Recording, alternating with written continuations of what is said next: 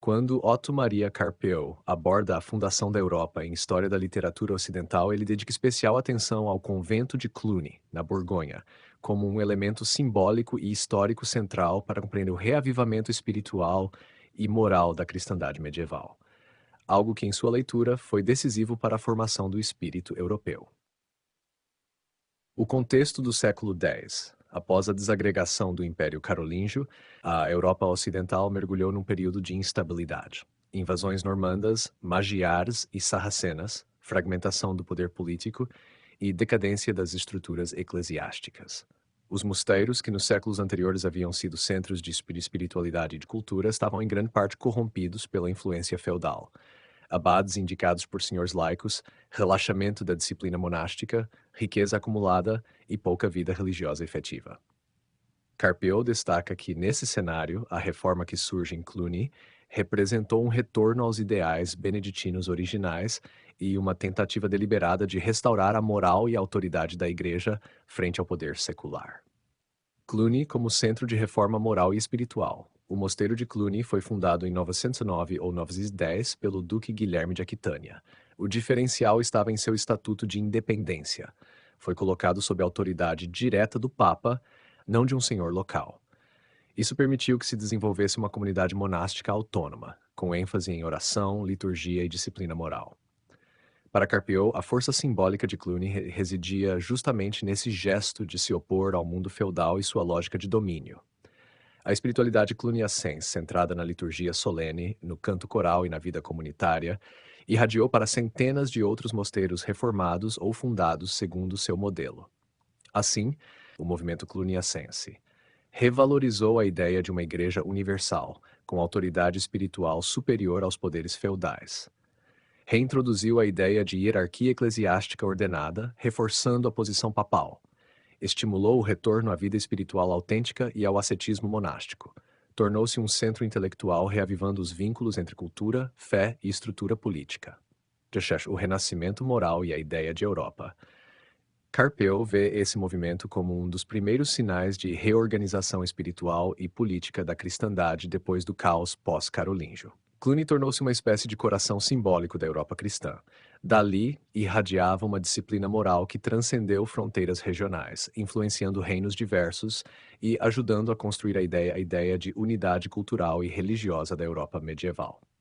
Ele não vê Cluny como um simples fenômeno religioso isolado, mas como um ponto de virada histórico, no qual a Igreja recupera sua autoridade espiritual, a ordem eclesiástica se contrapõe ao feudalismo desagregador. Surge um novo ideal de cristandade organizada, que será fundamental para os séculos seguintes, inclusive para o florescimento cultural do século XII. Cluny e a formação da Europa espiritual. No pensamento de Carpeaux, essa renovação moral não está separada do desenvolvimento cultural.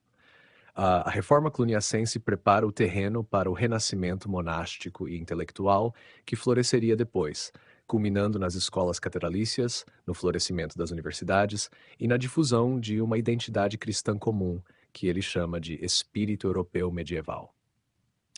Em síntese, Cluny é apresentado como um marco fundacional da Europa espiritual. Ao reordenar o mundo monástico e reafirmar a autoridade eclesiástica sobre o caos feudal, lançou as bases morais e institucionais sobre as quais se ergueria a civilização medieval ocidental. Otto Maria Carpeaux, ao tratar da fundação da Europa em História da Literatura Ocidental, não se limita a narrar um episódio institucional ou religioso. Ele identifica no renascimento cluniacense um momento de virada cultural profunda, no qual a literatura litúrgica em latim, sobretudo os hinos litúrgicos, desempenhou um papel decisivo na formação de uma nova mentalidade europeia. Os hinos litúrgicos como forma literária. Carpeaux entende os hinos litúrgicos não apenas como textos religiosos, mas como obras literárias de alto valor poético, compostas em latim dentro da tradição monástica e clerical. Esses hinos eram cantados nas horas canônicas, no ofício divino, e serviam não só como instrumentos de culto, mas também como veículos de cultura e espiritualidade. Eles representam, segundo ele, um passo qualitativo na história da literatura europeia, pois elevam a língua latina a uma linguagem poética e musical refinada, capaz de transmitir ideias teológicas abstratas de forma bela e poderosa. criam um repertório comum de imagens, metáforas e ritmos, partilhado por comunidades religiosas espalhadas por toda a cristandade ocidental. Tornam-se modelos de estilo e forma para a literatura subsequente, inclusive a poesia profana em latim e, mais tarde, as literaturas vernáculas. A superação das tradições germânicas tribais. Um dos aspectos centrais da análise de Carpeaux é a transição cultural. A Europa Ocidental, até então marcada por uma forte presença das tradições germânicas, orais, guerreiras, rituais, comunitárias, passa, através do latim litúrgico, a se integrar a uma cultura textualizada, universal e teológica.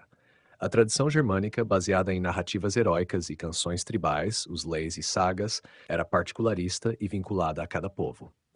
Já a tradição cristã, expressa nos hinos, transcende fronteiras étnicas e cria uma comunidade espiritual unificada.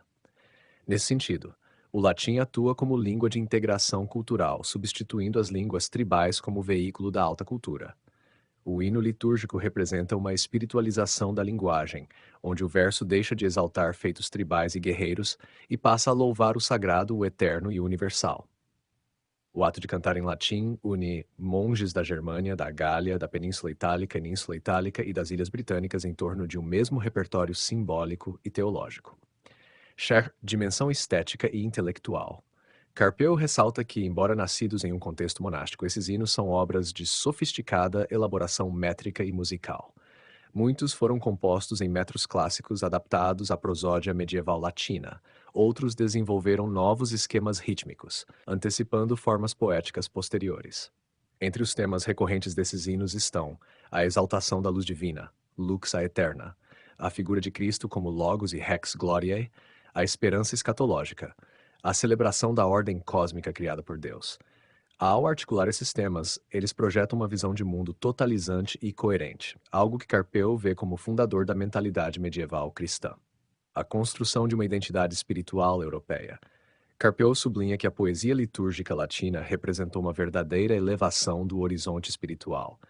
Os antigos guerreiros e camponeses germânicos foram progressivamente imersos em uma cosmovisão cristã universalizante, expressa por meio de imagens, melodias e versos que se repetiam nos mosteiros e igrejas de toda a Europa. Essa unificação simbólica e estética foi tão importante quanto os fatores políticos ou militares. Enquanto Cluny representava institucionalmente um polo de autoridade moral, os hinos litúrgicos foram o meio sensível e intelectual dessa integração, construindo uma linguagem comum, um imaginário compartilhado e uma experiência espiritual unificada. Em síntese, para Carpeaux, os hinos litúrgicos são o primeiro grande corpo literário da Europa medieval. Marcam a passagem de uma cultura tribal, oral e guerreira para uma cultura cristã, textual e universal. Representam o nascimento de uma tradição poética que servirá de base para toda a literatura ocidental medieval. Constituem, junto com Cluny e a reforma monástica, um dos pilares da fundação espiritual da Europa. Otto Maria Carpeaux, ao analisar a formação da literatura épica francesa medieval em história da literatura ocidental, identifica três grandes ciclos: Carlos Magno, Bretão e Antigo, e trata o ciclo carolíngio de Carlos Magno como a mais antiga e fundamental matriz épica da França medieval. Nesse contexto, ele examina como a figura de Carlos Magno e a memória heróica de Rolando se tornaram símbolos literários centrais da cristandade latina nascente. O ciclo de Carlos Magno, núcleo da epopeia francesa. Para Carpeaux, o ciclo de Carlos Magno é o mais profundamente enraizado na história real e na memória coletiva da cristandade medieval.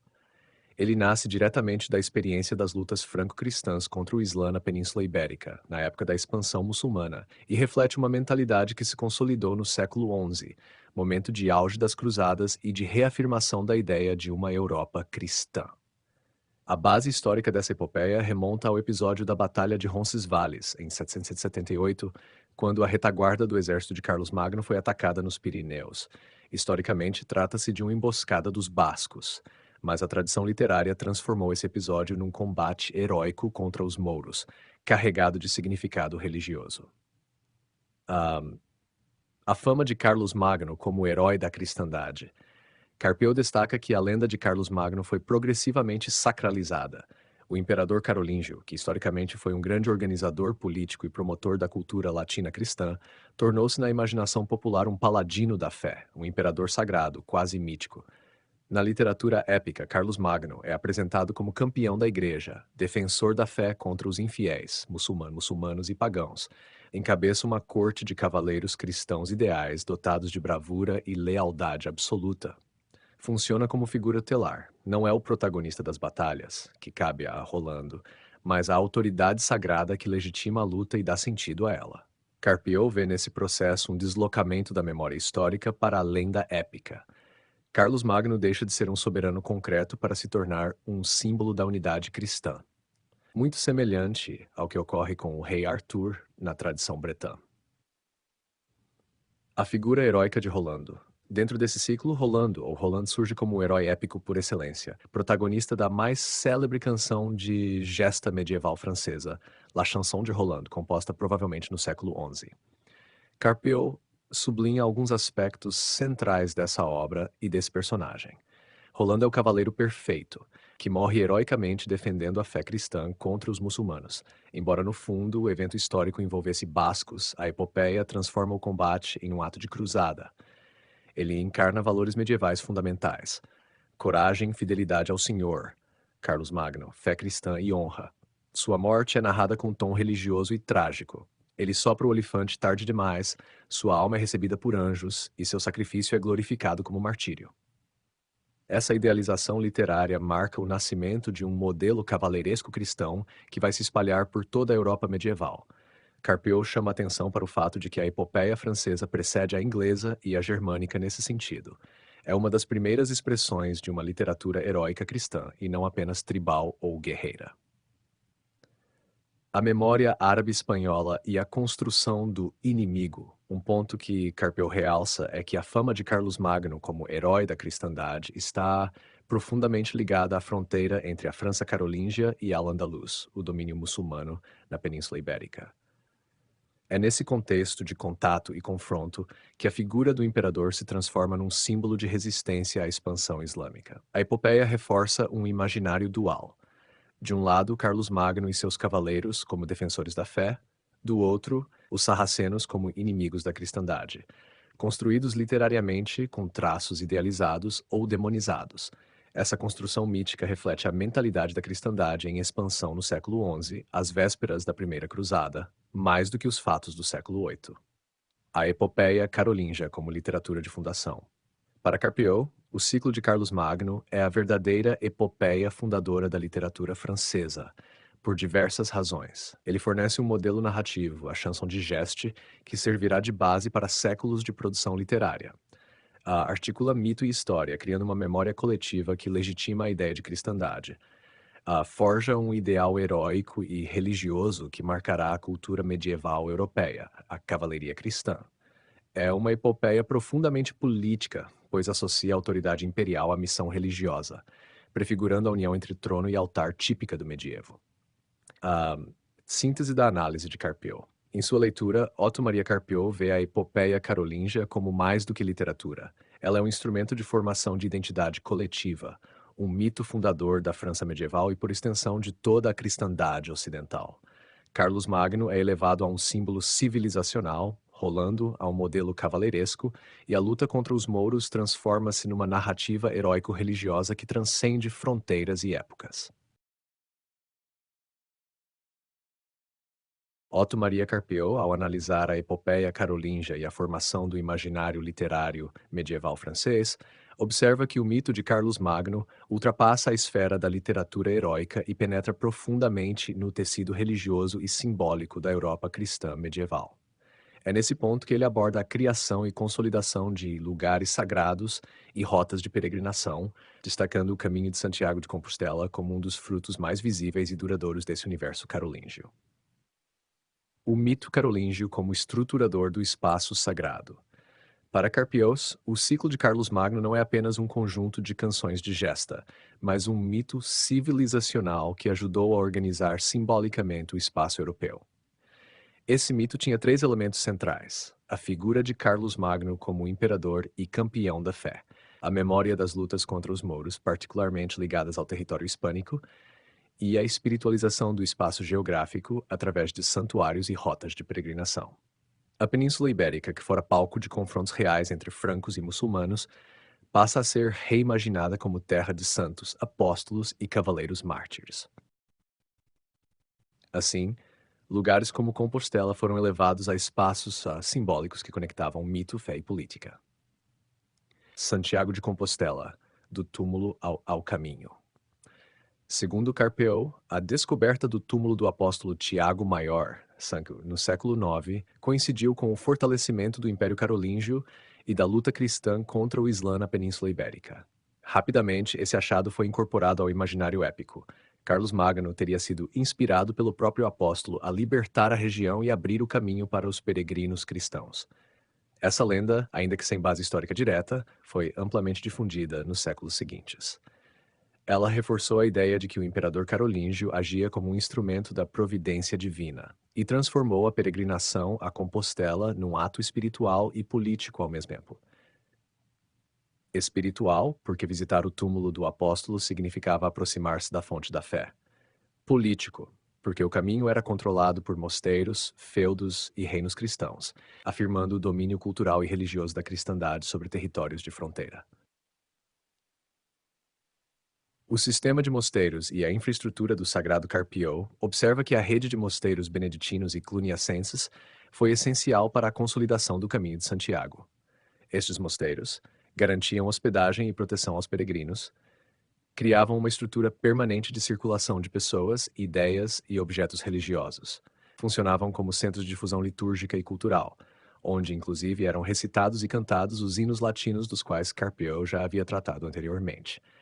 Assim, o Caminho de Santiago não era apenas uma rota física, era um espaço simbólico, um eixo de integração da cristandade medieval.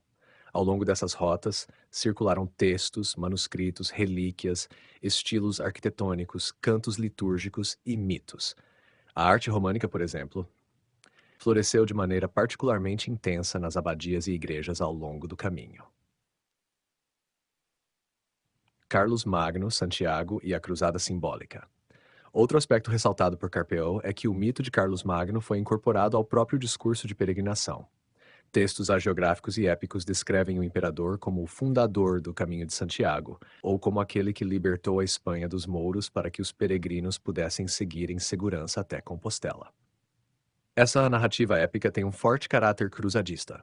Ir a Compostela equivalia simbolicamente a participar da luta pela fé, reencenando a missão sagrada do imperador e de seus cavaleiros. Assim, o mito carolíngio legitima a expansão cristã ibérica, unifica espiritualmente os povos francos, aquitanos, borgonheses, provençais e ibéricos, transforma a paisagem geográfica em paisagem sagrada, impregnada de sentido religioso e heróico. Outras leituras historiográficas complementares. A análise de Carpeaux se insere em uma tradição historiográfica que também foi desenvolvida por medievalistas modernos. Jacques Le Goff sublinhou que os caminhos de peregrinação foram uma estrutura unificadora da cristandade medieval, onde a espiritualidade e a circulação de cultura se entrelaçavam. Peter Brown, na análise do cristianismo tardo-antigo, mostra como os locais de culto e peregrinação se tornam pontos de coesão política e religiosa, uma espécie de topografia do sagrado. Jean-Claude Schmitt destaca que o mito de Carlos Magno foi absorvido pelo imaginário popular e clerical, atuando como elemento legitimador da reconquista e da expansão cultural do cristianismo latino. Síntese final: mito, espaço e identidade. Em sua leitura, Otto Maria Carpeaux vê no Caminho de Santiago a materialização espacial do mito carolíngio. A epopeia não ficou presa aos cantos e gestas, transformou-se em realidade vivida, moldando o espaço europeu por meio de rotas, mosteiros e peregrinos. O mito de Carlos Magno e a figura de Santiago funcionaram como pilares de uma cristandade organizada e em expansão, conectando literatura épica e religião, fé e poder político, imaginação mítica e geografia concreta. Otto Maria Carpeaux, ao organizar a história literária francesa em 3 grandes ciclos, carolíngio, bretão e antigo, dá uma atenção especial ao ciclo bretão, pois nele enxerga uma mudança decisiva na sensibilidade, na estrutura narrativa e na função simbólica da literatura épica. Se o ciclo carolíngio nasce da epopeia heróico-religiosa ligada a Carlos Magno, O ciclo bretão está enraizado num fundo mítico céltico, povoado por figuras lendárias bem reimaginadas no contexto da cristandade medieval. A origem céltica do ciclo bretão. Carpieu destaca que o ciclo bretão surge a partir das tradições orais dos povos bretões e galeses, herdeiros da cultura celta da antiguidade. Esses povos, situados principalmente na Bretanha, noroeste da França e nas Ilhas Britânicas, mantiveram um vasto repertório de mitos heróicos, narrativas mágicas e sagas tribais, que, a partir do século XII, começaram a ser integradas ao universo literário cortês e cristão. Diferentemente do ciclo carolíngio, centrado em batalhas reais e no ideal de cruzada, o ciclo bretão é mais fantástico, mais simbólico e mais individualizado. Ele trata de aventuras pessoais, amores proibidos, provas mágicas e buscas espirituais, numa atmosfera marcada pelo maravilhoso. O rei Arthur como eixo simbólico. No centro desse universo narrativo está a figura lendária de Arthur, rei mítico dos bretões. Carpieu observa que Arthur é menos um personagem histórico, como Carlos Magno, e mais um símbolo literário e espiritual. Na tradição épica bretã, Arthur representa um rei justo e ideal, que governa uma corte perfeita, Camelot, onde reinam cavalheirismo, lealdade e harmonia. Sua corte reúne os cavaleiros da Távola Redonda, que embarcam em aventuras simbólicas e provações individuais. Essas aventuras refletem não tanto guerras reais, mas viagens espirituais e morais ligadas à virtude, à coragem e à honra pessoal.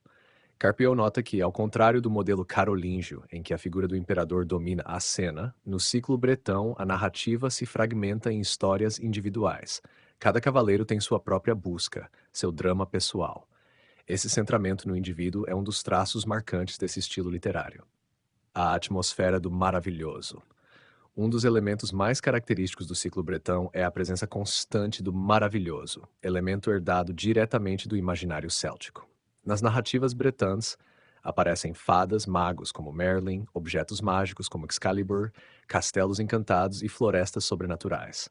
O tempo narrativo se mistura entre real e mítico. O mundo terreno convive com um plano encantado. A aventura é menos uma batalha épica coletiva e mais uma jornada simbólica, uma quest. Carpieu observa que isso representa uma mudança estética e espiritual. A epopeia deixa de ser apenas expressão da coletividade guerreira e passa a tocar os domínios da imaginação, da subjetividade e do amor. A incorporação cristã e a espiritualização da lenda.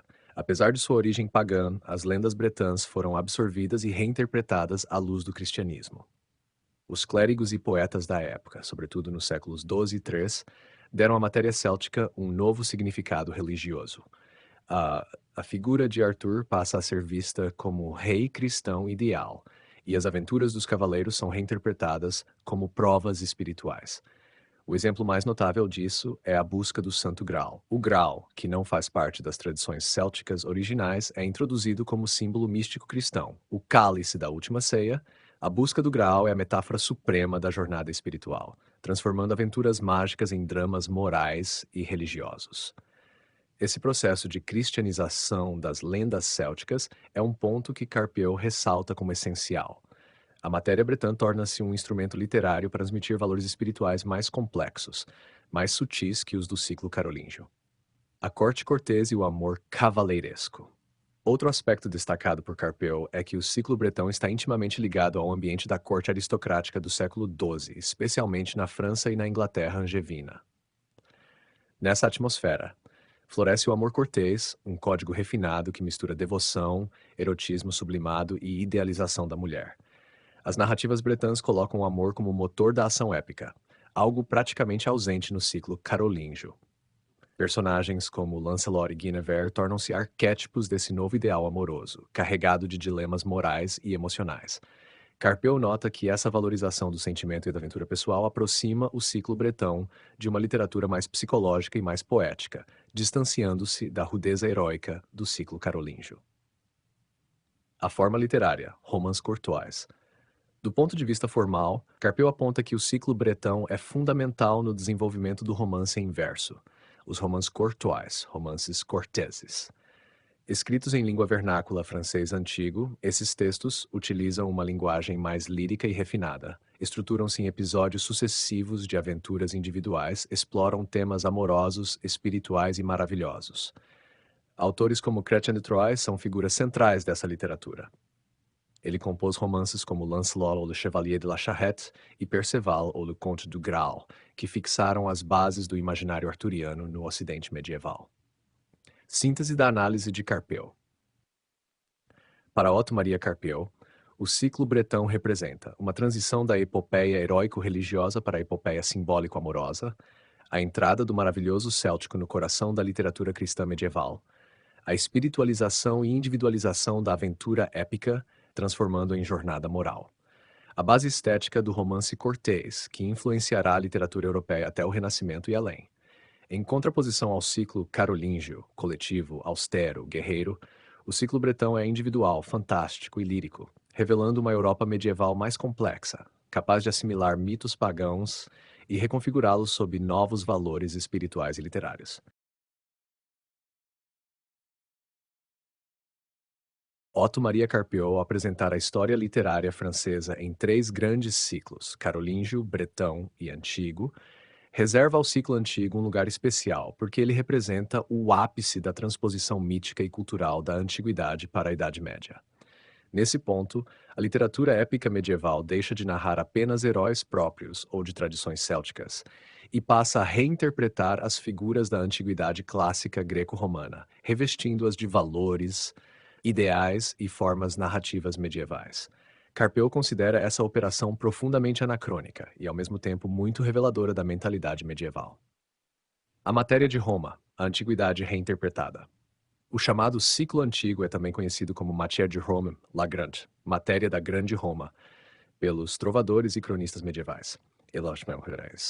Nele são retomadas histórias e personagens célebres da literatura clássica. Troia e seus heróis, Aquiles e Heitor, Enéas, Ulisses, a partir da Ilíada e da tradição virgiliana, Alexandre Magno, cuja vida já circulava na Idade Média em versões lendárias, personagens e episódios de Roma republicana e imperial reinterpretados à luz cristã. Carpeaux sublinha que esses temas não são tratados de modo arqueológico ou erudito, como farão os humanistas séculos depois, mas reinterpretados com liberdade imaginativa, ajustados à linguagem e aos valores do mundo cavaleiresco e feudal. A anacronia como operação criativa.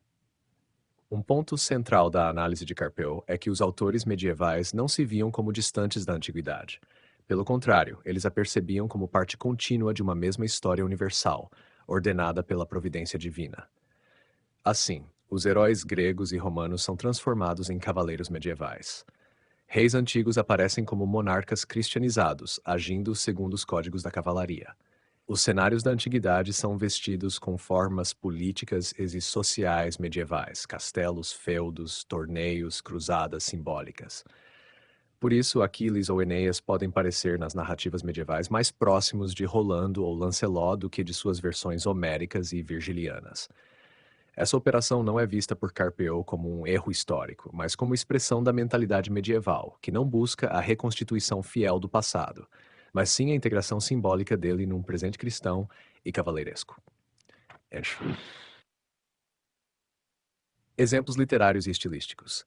Entre os textos medievais que fazem parte desse ciclo, Carpeaux alude à vasta tradição de romances de Troia, romances de Alexandre e romances de Enéas, produzidos sobretudo entre os séculos XII e XIII. Exemplos notáveis incluem Roman de Troie, de Benoît de Saint-Maur, transforma a Guerra de Troia em uma grande narrativa de aventuras cavaleirescas, com heróis galantes, amores corteses e combates segundo códigos medievais. Roman de Enéas, reelaboração da Eneida de Virgílio, adaptada ao gosto cortês. Roman de Alexandre, relatos lendários da vida de Alexandre Magno, que circulavam na Europa medieval desde o século X e foram amplamente ornamentados com episódios maravilhosos. Em todos esses textos, observa Carpeaux, a forma literária dominante é o romance inverso, herdada do ciclo bretão.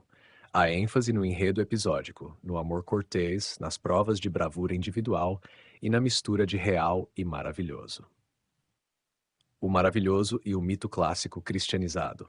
Outro ponto que Carpeaux explora é como a cultura literária medieval absorveu o mito antigo e o transformou, inserindo nele elementos do maravilhoso cristão.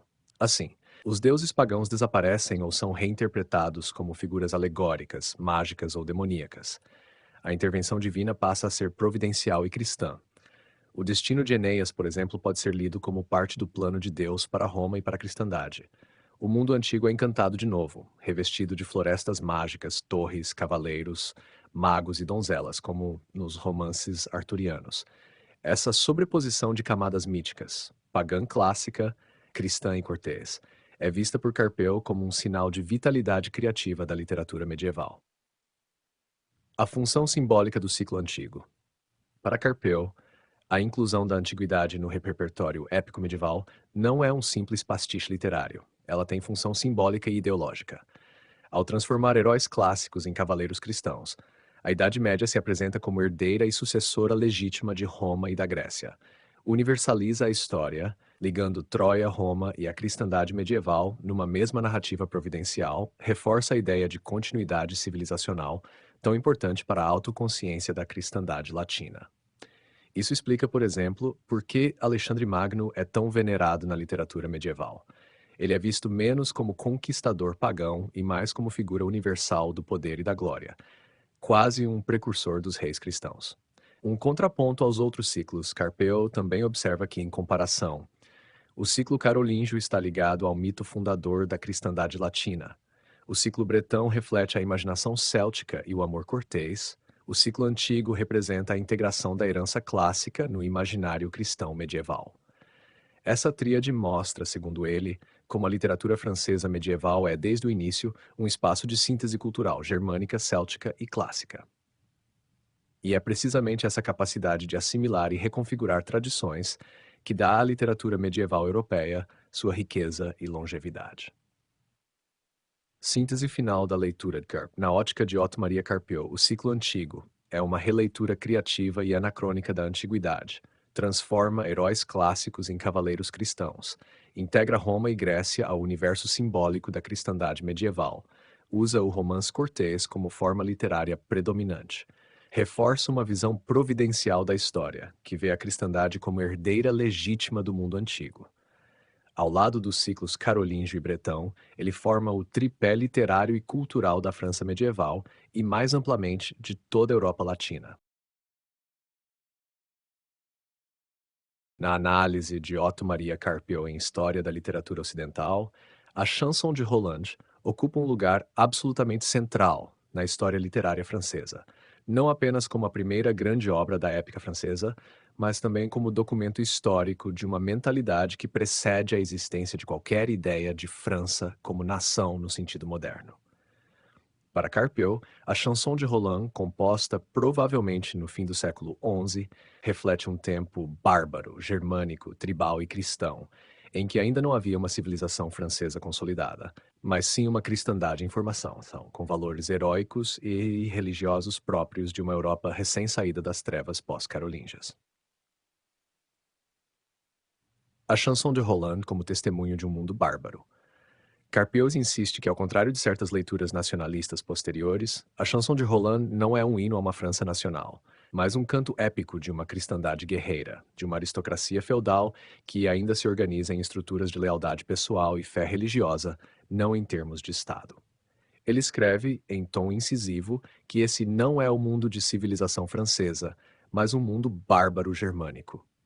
As relações sociais descritas no poema são de tipo feudal primitivo, baseadas em vínculos pessoais de vassalagem, honra e lealdade ao chefe. A linguagem é áspera, direta e guerreira, mais próxima da mentalidade germânica do que da elegância cortês que surgirá mais tarde. O inimigo, os sarracenos, é tratado de maneira simbólica, como a antítese absoluta da cristandade, sem nuances culturais. Esse é o cenário no qual surge a figura de Rolando. A figura de Rolando, um herói cristão primitivo. Para Carpeu, Rolando, Roland, sobrinho de Carlos Magno, encarna o arquétipo do herói guerreiro cristão, mas ainda num registro bárbaro. Ele representa o cavaleiro valente e fiel ao seu senhor, a bravura até o sacrifício final, a rigidez de caráter típica de uma cultura heróica, mais próxima dos guerreiros germânicos do que de um cavaleiro cortês. Rolando morre porque é orgulhoso, recusa-se a soprar o olifante para pedir ajuda e prefere perecer heroicamente com seus homens em Roncesvalles. Para Carpeau, essa tragédia heróica primitiva é um elemento fundamental da chanson. A glória é maior que a prudência, a fidelidade ao código de honra é mais forte que a razão. Essa mentalidade é profundamente germânica. Carpoe a aproxima dos ideais heróicos encontrados em outros contextos tribais, como nas sagas nórdicas ou no Beowulf anglo-saxão, e ainda distante da cultura racionalizada e refinada que viria depois. A estrutura poética e oralidade épica. A chanson de Roland é escrita em dísticos e tiradas assonantes, um estilo poético simples, direto e vigoroso. Carpeo chama atenção para isso.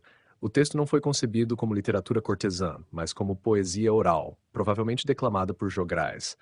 Tem função coletiva, de exaltação dos valores da fé e da lealdade guerreira. É monumental e rude, sem a delicadeza psicológica ou a invenção maravilhosa dos ciclos bretão ou antigo. A simplicidade formal reflete o mundo que a gerou, um mundo de cavaleiros e guerreiros, não de trovadores refinados. Carlos Magno como figura telar, não como personagem nacional. Carpiopeu também enfatiza o papel de Carlos Magno na narrativa.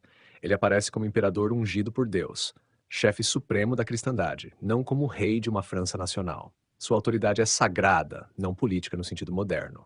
A glória de Rolando é também a glória de Carlos Magno e, por extensão, da fé cristã. O poema não constrói uma nação, mas uma comunidade de guerreiros cristãos unidos contra o inimigo externo. Essa é uma diferença crucial entre a chanson de Holland e as epopeias nacionais posteriores, como a Divina Comédia, com um forte sentido italiano, os Lusíadas ou La Gerusalemme Liberata. Cristianismo militante e simplificado. Carpeo observa que a visão religiosa do poema é elementar, militante e maniqueísta. Deus está claramente do lado de Carlos Magno. Os mouros são ímpios e devem ser destruídos. A batalha é vista como instrumento da vontade divina. Não há reflexão teológica nem nuance. É um cristianismo de guerra, de cruzada, que reflete a mentalidade coletiva de uma Europa feudal primitiva, antes da sofisticação intelectual da escolástica ou da cultura cortês. A importância histórica e literária, Carpeau considera que La Chanson de Roland é o primeiro monumento poético da literatura francesa e, ao mesmo tempo, um documento de um mundo que ainda não é francês no sentido nacional. É uma obra de transição. Nasce da oralidade germânica e feudal, transforma episódios históricos, Roncesvalles, em mito épico, lança as bases de uma literatura heróica cristã, que mais tarde será reinterpretada nos ciclos bretão e antigo. Essa função fundadora explica por que Carpeau lhe dedica tanta atenção. Mais do que um poema, a Chanson de Roland é a certidão de nascimento da epopeia francesa, mas não de uma França nacional, e sim da cristandade feudal. A leitura crítica de Carpeau. O que distingue a leitura de Carpeau de abordagens mais nacionalistas ou românticas posteriores é o distanciamento histórico. Ele não vê enrolando um herói francês, mas um guerreiro bárbaro germanizado que vive num mundo em formação. Sua leitura ressalta o caráter primitivo, rude e coletivo da obra, a ausência de qualquer ideia de pátria, há apenas fé e lealdade feudal, a estrutura mítica de uma cristandade nascente, que só mais tarde dará origem à civilização francesa propriamente dita. Síntese final. Na ótica de Otto Maria Carpeau, La Chanson de Roland é o ponto inaugural da literatura francesa. Retrata um mundo bárbaro e germânico, não uma França nacional. Tem como base a oralidade épica primitiva. Exalta valores de fé militante, honra e lealdade feudal e transforma o episódio histórico em mito fundador da cristandade latina.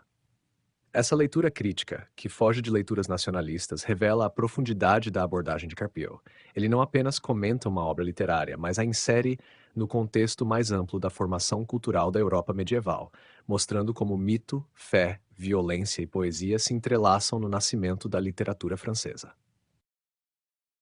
Otto Maria Carpeau dedica um espaço importante em História da Literatura Ocidental a Nibelungenlied, ou Canção dos Nibelungos, porque a considera uma das expressões mais intensas e representativas da mentalidade heróica germânica no final da Idade Média Central. Embora seja uma epopeia germânica e não francesa, Carpeau a aproxima de obras como a Chanson de Roland e o poema de Milcid para mostrar diferentes modos pelos quais a Europa medieval construiu seu imaginário heróico. Para ele, a Nibelungenlied se destaca por sua profundidade trágica, por sua visão sômbria do destino e por representar uma mentalidade heróica e bárbara altamente coesa, ainda que já envolta numa forma literária mais desenvolvida. A natureza da obra. A Nibelungenlied foi composta por volta de 1200, provavelmente na Áustria ou no sul da Alemanha, em língua alto-alemã média, Mittelhochdeutsch. Seu núcleo narrativo, porém, é muito mais antigo. Provém de lendas germânicas pré-cristãs transmitidas oralmente durante séculos. A versão escrita articula dois grandes ciclos míticos. A lenda de Siegfried, Sigurd na tradição nórdica, herói invulnerável que conquista um tesouro mágico e a mão de Brunhild, e a tragédia da rainha Kriemhild, esposa de Siegfried, que busca vingança pela morte do marido, conduzindo ao massacre final na corte dos Hunos. Carpel ressalta que, embora cristianizada em parte, a Nibelungenlied mantém o espírito guerreiro e fatalista do mundo germânico pré-cristão. A mentalidade heróica germânica. Para Carpel, o traço mais marcante da Nibelungenlied é o ethos heróico profundamente enraizado na mentalidade germânica. Os personagens agem segundo códigos de honra absoluta, fidelidade, coragem, vingança, mesmo quando isso conduz à própria destruição. A morte não é temida, mas aceita como destino digno. O orgulho e a lealdade são valores supremos, mais fortes que prudência, cálculo político ou mesmo amor.